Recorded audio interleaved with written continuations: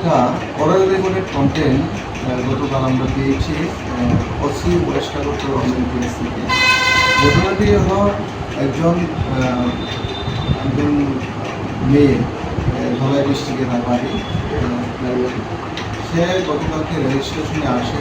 Rail স্টেশনে আসার পর তাকে আদিত্য দাস নামে একটি ছেলে তাকে মোবাইল দেওয়ার প্রলোভন দেখিয়ে গতকাল তাকে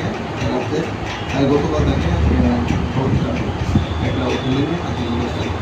অ্যাকচুয়ালি ঘটনার বিবরণ এরকম ছিল যে আদিত্য দাসের সঙ্গে এই মেয়েটির গত 3 মাস আগে তার ফেসবুকে পরিচয় হওয়ার পর ফেসবুকে তাদের ফেসবুক এবং হোয়াটসঅ্যাপ কমিউনিকেশন তাদের কন্টিনিউ চলতে থাকে।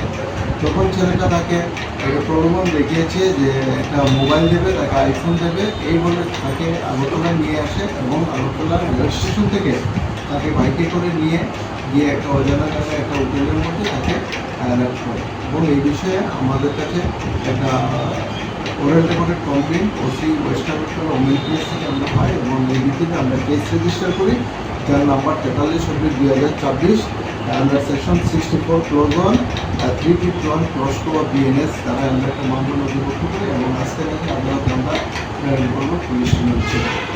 এবং গতকালকে এমএনপিএসের সহযোগিতায় আমরা আদিত্য দাসকে আটক করতে সক্ষম হয়েছি। স্যার, আদিত্য দাস অরিজিনাল বাড়ি করতে আদিত্য দাস সে হল ফুলবাজার মোবাইল দোকানের মালিক। তার সিদ্ধিআশ্রম একটা দোকান আছে, লক্ষ্মীনারায়ণ বাড়ির মোবাইলের দোকান আছে।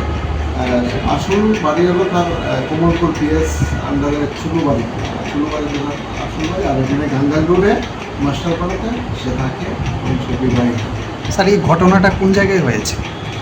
ঘটনাটা রেল স্টেশনের আশেপাশে একটি হোটেলের মধ্যে হয়েছে। এখন আমাদের ইনভেস্টিগেশন চলছে, স্পেসিফিক লোকেশন আমরা নিয়ে যখন স্পট ভিজিট করবো তখন